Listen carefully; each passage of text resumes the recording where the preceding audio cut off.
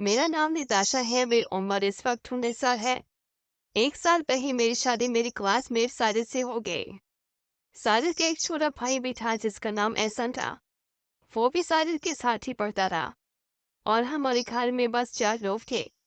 एक मैं, एक मेरा शौहर साजिद और दूसरा उसका भाई एहसन और चौथी मेरी सास।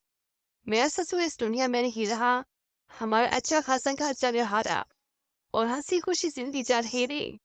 साजिद और साजिद का भाई बहुत ही मुझसे इखलाक और प्यार से पेश आते। कुछ दिन बाद हमारी कार के मालिक हाल कमजोर होते गए। मजबूरन साजिद को बहन मुल्क जाना पड़ा।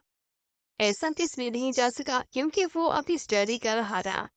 साजिद बहन मुल्क चला गया और कुछ दिनों बाद अच्छी खासी कमाई करने लगा और हमारी कार के हालात फिर से सही होते गए।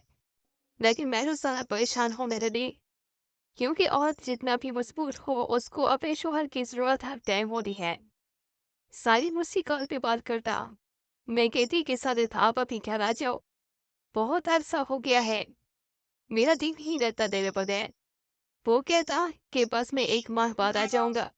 1 माह को सब ज्यादा फिर कहता अगले माह आऊंगा। मेरे सबर की इंतहा हो गई थी। मेरा किसी काम पे दिल नहीं लगता।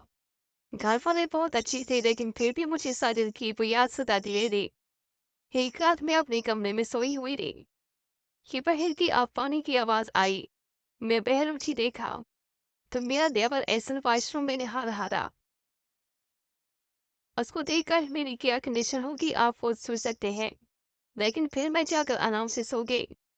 उसका चेहरा मेरी आंखों के सामने घूमने लगा। सुबह उठती ही मैंने हिम्मत की कि आज अपने देवर को कहती हूँ। काम का जाकर पता किया तो मेरी सास ने कहा वो तो अभी सपुर चला गया है। मैं फिर उन्हें सोच में गुम हो गई। जैसे ही मेरा देवर वापस आया और अपने कमरे में चला गया, मैंने चाय बनाई और उसको देने चली गई। ऐसा को चाय दी और बातें करने लगी।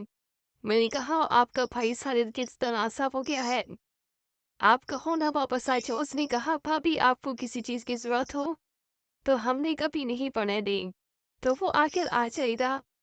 अगर किसी चीज की जरूरत है तो आप मुझे कह सकती हो। मैंने उससे कहा भाई आप मेरी हर जरूरत पूरी नहीं कर सकते।